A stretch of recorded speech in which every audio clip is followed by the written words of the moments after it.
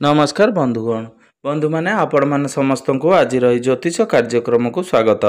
आज ज्योतिष कार्यक्रमटी वृष राशि व्यक्ति विशेष मानक पई बहुत गुरुत्वपूर्ण अटे, बहुत ही खास अटे।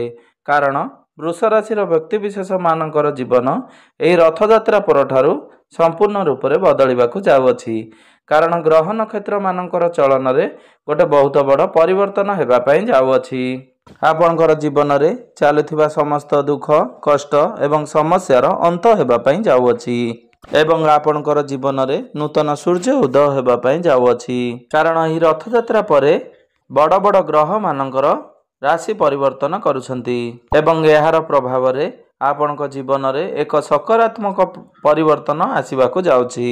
पूर्वरु आपणक जीवन में जो समस्या गुड़िक लगी रहितिला से समस्या गुड़िक आपणक जीवन वर्तमान दूर हेबा पई जाउअछि।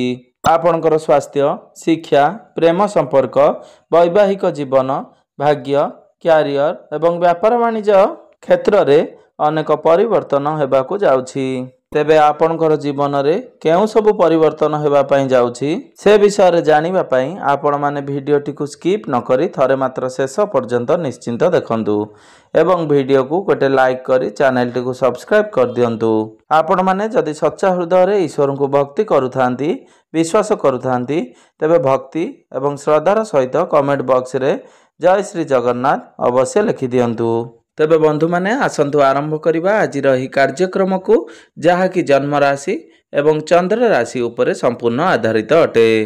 तेबे राशि चक्रर 12 गोटी राशि मध्यरु द्वितीय राशि हेउची वृष राशि। तो वृष राशि राश्याधिपति हेउचंती शुक्र। तो शुक्र आपणकर प्रथम भाव में विराजमान अछंती। गुरु एवं सूर्य आपणक कुंडलीर द्वितीय भाव में विराजमान अछंती। बुध आपणकर तृतीय भाव में विराजमान अछंती। मंगल एवं केतु आपणकर चतुर्थ भाव में विराजमान अछंती। राहु आपणकर दशम भाव में विराजमान अछंती एवं शनि आपणकर एकादश भाव में विराजमान अछंती। तेबे बंधु माने सर्वप्रथमे आसंतु जानि नेबा आपणकर स्वास्थ्य किपरि रहिबो एही रथयात्रा परठारु। तो बंधु माने कुंडलीर प्रथम भावटी होइथाय आपणकर स्वास्थ्यर भाव आपणकर इम्यूनिटी सिस्टम रो भाव। तेबे आपणकर प्रथम भावर अधिपति होचंती शुक्र। तो शुक्र आपणकर प्रथम भाव रे ही विराजमान अछंती एवं शुक्र आपणकर प्रथम भाव रे बहुत भल स्थिति रे विराजमान करछंती। तो निश्चिंत भाव रे एही रथयात्रा परठारु आपणकर स्वास्थ्य बहुत भल रहिबो एवं आपणकर इम्यूनिटी सिस्टम मध्य स्ट्रांग हेबो। आपण निजको हेल्दी अनुभव करिवे। तो पूर्वरु आपणकर जदि स्वास्थ्य जनित समस्या कोनोसी लागि रहितिला तो प्रत्येक समस्या आपणकर दूर होई जिवो। तो पूर्वरु शुक्र आपणकर द्वादश भाव रे थिले जहा फल रे आपणकर स्वास्थ्य रे किछिटा समस्या देखा देउथिला। मात्र वर्तमान आपणकर स्वास्थ्य संपूर्ण रूप रे भल रहिबो। एहा परे शुक्र आपणकर द्वितीय भाव को चलन करिवे। तो द्वितीय भाव में शुक्रंकर स्थिति भी मध्य भल रहिबो। तो निश्चिंत भाव में एही रथयात्रा परे आपणकर स्वास्थ्य बहुत भल रहिबो। एबे आसंतु जानि नेबा आपणकर शिक्षा क्षेत्र किपरि रहिबो एही रथयात्रा परर समय। तो बंधु माने कुंडलीर पंचम भावटी होइथाय आपणकर शिक्षा क्षेत्रर भाव। तो आपणकर पंचम भावर अधिपति हेउचंती बुध। तो बुध आपणकर तृतीय भाव में विराजमान अछंती। एहा व्यतीत कोनोसी शुभ ग्रहंकर दृष्टि आपणकर पंचम भाव में रहु नाही। तो शनिकर दृष्टि आपणकर पंचम भाव उपरकु रहुची। तो पाठ पढ़ा टिके रथयात्रा परे आपणकर टॉप रहिबो। कारण बुध आपणकर तृतीय भाव में विराजमान अछंती। आपणकर पाठ पढ़ारे आदौ आग्रह आसीबो नाही। आपणकर पाठ पढ़ा को नै टिके आलस्यपण देखा देई पारे। आपण निजर पाठ पढ़ा को आज करिबी काली करिबी कही टाली चलिबे।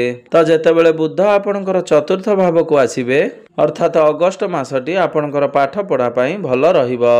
जदि आपण पाठ पढ़ा रिलेटेड कोनोसी डिसीजन नेबाकू चाहुचंती किछि एडमिशन किछि फॉर्म फिलअप करिवार चिंताधारा रखिचंती तो आपण जदि अगस्त मासरे करंती तो बुध जेतेबेले आपणकर चतुर्थ भाव को आसीबे आपण सेतेबेले जदि ए सब करंती तो आपणक पई अधिक भल रहिबो।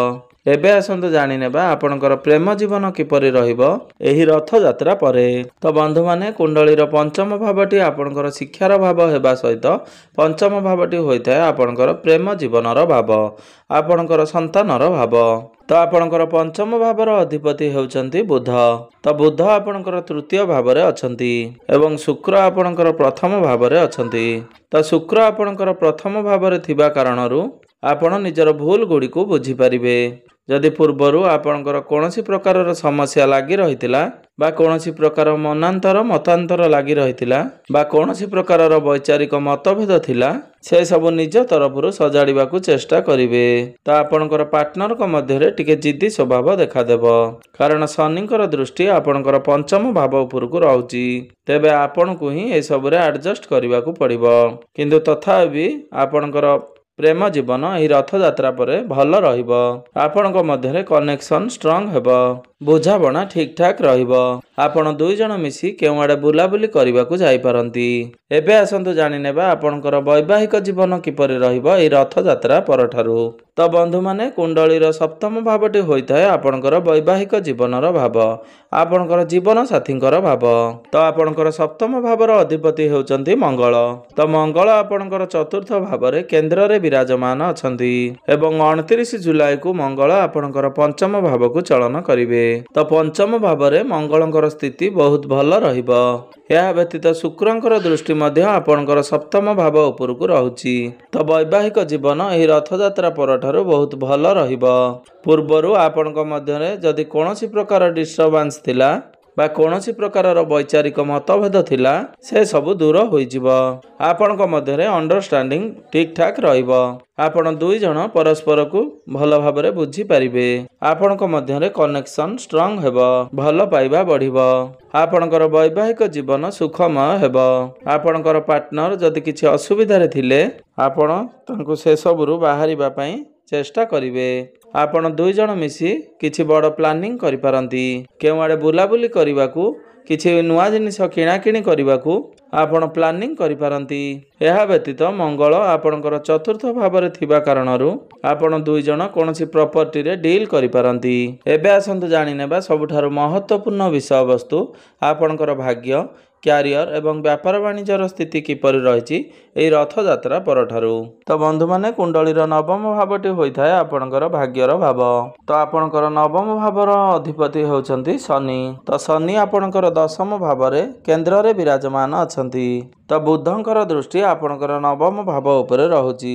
ତ ଭାଗ୍ୟ ଆପଣଙ୍କର ଏହି ରଥଯାତ୍ରା ପରଠାରୁ ବହୁତ ଭଲ ରହିବ, କାରଣ ଆପଣଙ୍କର ଭାଗ୍ୟାଧିପତି ଲାଭ ସ୍ଥାନରେ ବିରାଜମାନ ଅଛନ୍ତି, ଅର୍ଥାତ୍ ଭାଗ୍ୟରେ ଆପଣଙ୍କୁ ଲାଭ ପ୍ରାପ୍ତି ହେବ। ଆପଣ ଖୁବ୍ କମ୍ ପରିଶ୍ରମ କରି ଅଧିକ ଲାଭ ପ୍ରାପ୍ତି କରିବେ। ଆପଣ ଯେଉଁ ବି କାର୍ଯ୍ୟରେ ହାତ ଦେବେ ସେଥିରେ ଆପଣଙ୍କୁ ସଫଳତା ପ୍ରାପ୍ତି ହେବ। ତ ନିଶ୍ଚିନ୍ତ ଭାବରେ ଏହି ରଥଯାତ୍ରା ପରେ ଆପଣ କୌଣସି ବଡ଼ କାର୍ଯ୍ୟର ଆୟୋଜନ କରିବାକୁ ଚାହୁଁଛନ୍ତି, କିଛି ବଡ଼ ଇନଭେଷ୍ଟମେଣ୍ଟ କରିବାକୁ ଚାହୁଁଛନ୍ତି, କିଛି ବଡ଼ ଜିନିଷ କିଣାକିଣି କରିବାକୁ ଚାହୁଁଛନ୍ତି କିମ୍ବା ଆପଣଙ୍କର କୌଣସି ମିଟିଂ କିମ୍ବା ଡିଲ୍ ରହିଛି, ତ ନିଶ୍ଚିନ୍ତ ଭାବରେ ଆପଣ ସେସବୁ କରିନିଅନ୍ତୁ, କାରଣ ଆପଣଙ୍କୁ ସେସବୁରେ ଲାଭ ମିଳିବ। ସେସବୁ କାର୍ଯ୍ୟରେ ଆପଣଙ୍କୁ ସଫଳତା ପ୍ରାପ୍ତି ହେବ। ଆପଣ ଯଦି ଚାହିଁବେ କୌଣସି ଶୁଭ ମାଙ୍ଗଳିକ କାର୍ଯ୍ୟର ଆୟୋଜନ ମଧ୍ୟ କରିପାରିବେ। ଏବେ ଆସନ୍ତୁ ଜାଣିନେବା ଆପଣଙ୍କର କ୍ୟାରିୟର ବା ଆପଣଙ୍କର କାର୍ଯ୍ୟକ୍ଷେତ୍ର କିପରି ରହିବ ଏହି ରଥଯାତ୍ରା ପରଠାରୁ। ତ ବନ୍ଧୁମାନେ, କୁଣ୍ଡଳୀର ଦଶମ ଭାବଟି ହୋଇଥାଏ ଆପଣଙ୍କର କ୍ୟାରିୟରର ଭାବ। ତ ଆପଣଙ୍କର ଦଶମ ଭାବର ଅଧିପତି ଶନିଦେବ ଅଟନ୍ତି। ତ ଶନି ଆପଣଙ୍କର ଏକାଦଶ ଭାବରେ ବିରାଜମାନ ଅଛନ୍ତି, କିନ୍ତୁ ଆପଣଙ୍କର ଦଶମ ଭାବରେ ବିରାଜମାନ ଅଛନ୍ତି ରାହୁ। ତେବେ ଦୀର୍ଘ 18 ବର୍ଷ ପରେ ରାହୁ ଆପଣଙ୍କର ଦଶମ ଭାବରେ ଚଳନ କରୁଛନ୍ତି ଏବଂ ଆଗାମୀ 1.5 ବର୍ଷ ପର୍ଯ୍ୟନ୍ତ ରାହୁ ଆପଣଙ୍କର ଦଶମ ଭାବରେ ବିରାଜମାନ ରହିବେ ଏବଂ ରାହୁ ଆପଣଙ୍କର କୌଣସି ନା କୌଣସି ପରିବର୍ତ୍ତନ ନିଶ୍ଚିନ୍ତ ଭାବରେ ଆଣିବେ। ଏହି 1.5 ବର୍ଷ ମଧ୍ୟରେ ହୁଏତ ଆପଣଙ୍କର କାର୍ଯ୍ୟରେ କିଛି ଚେଞ୍ଜେସ୍ ଆସିପାରେ, ଆପଣଙ୍କର ପ୍ରୋଫାଇଲ୍ ଚେଞ୍ଜ ହୋଇପାରେ କିମ୍ବା ଆପଣଙ୍କର ଡେଜିଗ୍ନେସନ୍ ଚେଞ୍ଜ ହୋଇପାରେ। କିଛି ନା କିଛି ପରିବର୍ତ୍ତନ ଆପଣଙ୍କର କାର୍ଯ୍ୟକ୍ଷେତ୍ରରେ ନିଶ୍ଚିନ୍ତ ଭାବରେ ହେବ। ରାହୁ ଦଶମ ଭାବରେ ଗୋଚର କରିବା ଦ୍ୱାରା ବ୍ୟକ୍ତିକୁ ଟେକ୍ନିକାଲି ବହୁତ ସ୍ମାର୍ଟ ବନାଇଥାନ୍ତି, ବ୍ୟକ୍ତିକୁ ଚାଲାକ ଏବଂ ଚତୁର ବନାଇଥାନ୍ତି। ଯେବେ ବି କୌଣସି ବ୍ୟକ୍ତିର ଦଶମ ଭାବରେ ରାହୁ ଗୋଚର କରିଥାନ୍ତି, ବ୍ୟକ୍ତି ନିଜର କାର୍ଯ୍ୟକ୍ଷେତ୍ରରେ ହାର୍ଡୱାର୍କ ଛାଡ଼ି ସ୍ମାର୍ଟ ୱାର୍କ କରିବାକୁ ପସନ୍ଦ କରିଥାଏ। ଯଦି ଆପଣ ପଲିଟିକାଲ ଲାଇନ୍ କ୍ଷେତ୍ରରେ ଅଛନ୍ତି, ବା ଆପଣ ପଲିଟିକ୍ସ କରୁଛନ୍ତି ତ ନିଶ୍ଚିନ୍ତ ଭାବରେ ଏସବୁ କ୍ଷେତ୍ରରେ ଆପଣଙ୍କୁ ସଫଳତା ପ୍ରାପ୍ତି ହେବ। ଆପଣଙ୍କର ମ୍ୟାନେଜମେଣ୍ଟ ସ୍କିଲ୍ସ କମ୍ୟୁନିକେସନ ସ୍କିଲ୍ସ ବହୁତ ଭଲ ରହିବ। ଆପଣ ସ୍ମାର୍ଟ ୱାର୍କ କରିବେ ତ ନିଶ୍ଚିନ୍ତ ଭାବରେ ଆପଣଙ୍କର କ୍ୟାରିୟର ଏହି ରଥଯାତ୍ରା ପରେ ବହୁତ ଭଲ ରହିବ। ଏବେ ଆସନ୍ତୁ ଜାଣିନେବା ଆପଣଙ୍କର ବ୍ୟାପାର ବାଣିଜ୍ୟ କିପରି ରହିବ ଏହି ରଥଯାତ୍ରା ପରଠାରୁ। ତ ବିଜନେସ୍ ମଧ୍ୟ ଏହି ରଥଯାତ୍ରା ପରେ ଆପଣଙ୍କର ବହୁତ ଭଲ ରହିବ।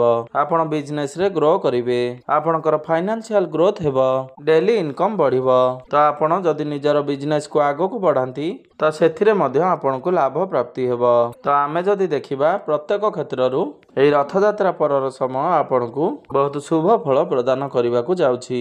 କେବଳ ଆପଣଙ୍କର ଶିକ୍ଷା କ୍ଷେତ୍ର ଟିକେ ଦୁର୍ବଳ ରହୁଛି। ସେଥିପାଇଁ ଆପଣ କିଛି ବିଶେଷ ପ୍ରତିକାର କରିବାର ଉଚିତ। ତ ପ୍ରତିକାର ସ୍ୱରୂପ ଆପଣ ପ୍ରତ୍ୟେକ ଦିନ ବୁଦ୍ଧଙ୍କର ବୀଜ ମନ୍ତ୍ରର ଜପ 108 ଥର ଜପ କରନ୍ତୁ। ତ ପ୍ରତ୍ୟେକ ଦିନ ହନୁମାନ ଚାଳିଶାର ପାଠ ଅବଶ୍ୟ କରନ୍ତୁ ଏବଂ ପ୍ରତ୍ୟେକ ଦିନ ସୂର୍ଯ୍ୟଙ୍କୁ ତମ୍ବା ପାତ୍ରରେ ଜଳାର୍ଘ୍ୟ ଅର୍ପଣ କରନ୍ତୁ। ତ ନିଶ୍ଚିନ୍ତ ଭାବରେ ଯାହା କିଛି ଅଶୁଭତ୍ୱ ରହୁଛି ସେଗୁଡ଼ିକ ଖଣ୍ଡନ ହୋଇଯିବ ଏବଂ ଆପଣଙ୍କୁ ଅଧିକ ମାତ୍ରାରେ ଶୁଭ ଫଳ ପ୍ରାପ୍ତି ହେବ।